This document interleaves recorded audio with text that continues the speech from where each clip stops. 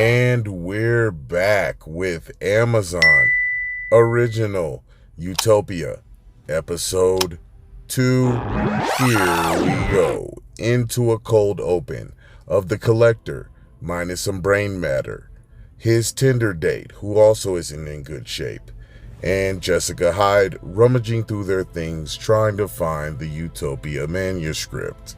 She's having absolutely no luck. That is until she discovers the Umi card that Grant dropped in the hot tub, when he was going all Home Alone 2. So she takes some perfume out of the Tinder date's purse and like a savage sprays herself in the eyes with it so it appears that she's been crying. She heads down to the security office of the hotel and proceeds to tell the security officer that she needs to check the cameras because she thinks her boyfriend has cheated on her in the penthouse on their anniversary. As they start to check the cameras, the officer is nice enough to offer her a pretzel stick. But they do see the Tinder date entering the penthouse. They also see Grant exiting the penthouse, and Jessica gets a picture of it. As he's watching her leave, thinking about how he could treat her much better, he misses the yellow bag boys entering the elevator. And I think it's fair to assume that they will be visiting him very soon.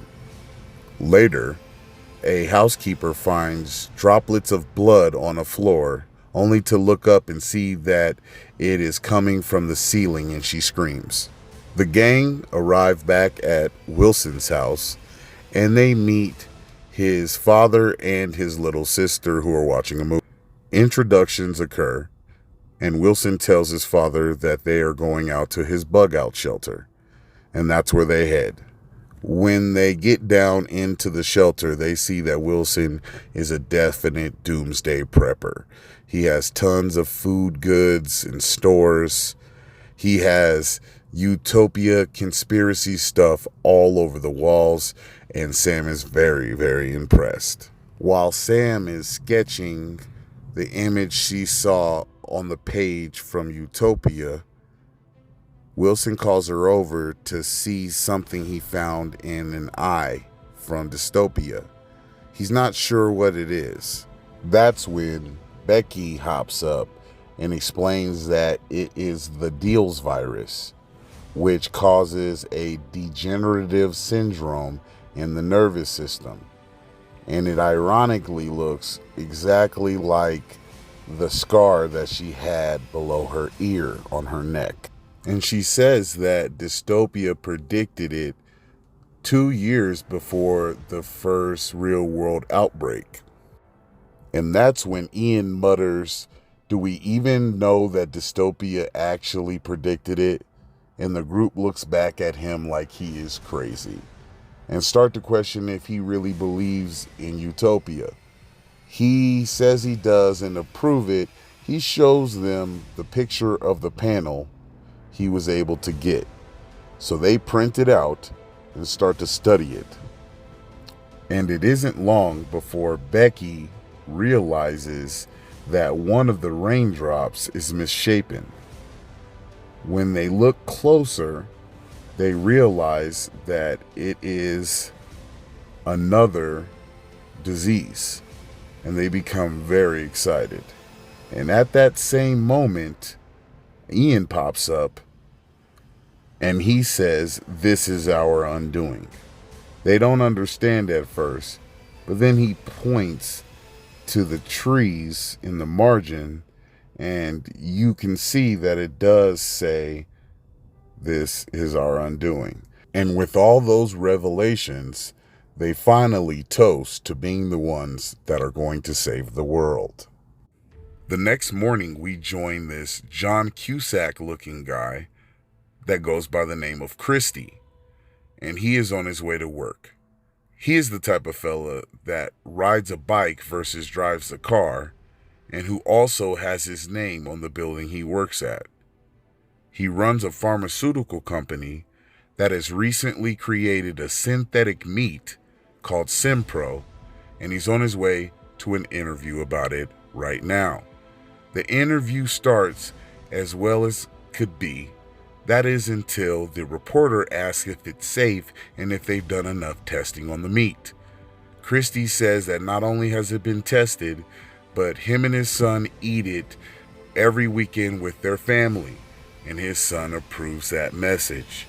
Then the reporter brings up how they have no corporate buyers, and the schools that they have rolled out the meat in are in counties where there is a virus outbreak and that 50 children have already died. Christie does think that it is concerning, but he does not believe that there's a connection between that and the Simpro. The reporter asks if he can guarantee that the meat did not give any children the flu, and he gets flustered, takes off his mic, and says the flu does not travel through meat, and gets up and leaves. Then we are introduced to Dr. Michael Stearns. He is a professor at a college, and he works in a basement. When he gets home and he's doing leisurely landscaping tasks, his wife calls him in to see something that is on the news. He takes a look, and she explains that that's the same rash as a virus that he discovered a few years earlier. He says it's almost impossible for it to be that virus because it's only found in bats that are only found in the Himalayas. She said he is an award-winning professor and that he needs to ask for a sample. He goes back to the office and asks for a blood sample, drops it off with the dean. Back at the household of the Christies, he is making dinner. They sit down to the table as a family. We find out that other than his oldest son, he has several other children that he has adopted from all the races around the world. What a nice guy. They hold hands, pray, and then tell each other what they did to earn their place in this crowded world. And it is a very beautiful scene. Dr. Christie is definitely a family man. I can see him being a hero going forward. So back at the house, everyone has changed into their disguises. Sam has the most radical change. Everyone is a little freaked out and they want some answers, especially Ian. He is the one, that Discordian of the group.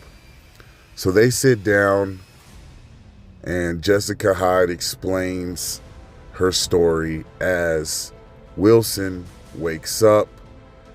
She tells him that his family is fine. Everybody knows that's not true because she told them that they were killed by the Yellowback Boys earlier, but don't say anything. Jessica gives him some pills. She says that they are to help him fight infection. He detests at first because he is against big pharma, but he does end up taking them. So she finishes telling her story, which is exactly like in the comic book, and Ian really doesn't believe her. So she tells them that Grant has the Utopia manuscript, and they're still confused about why she's calling him a little boy, but then they realize they should have figured all along based on how many emojis he uses. So they get on a laptop on their old school chat room that's off the grid to try to reach him. We cut back to Grant, who is walking through an alley. He jumps a fence and finds some raspberry, blackberry, blueberries. He is caught by this little girl. He tries to flee over the fence, but she grabs the Utopia manuscript out of the backpack. So he jumps down and tries to get it back. She offers him dinner, and so they go inside and he eats like he's never ate a piece of food in his life, which surprises the little girl.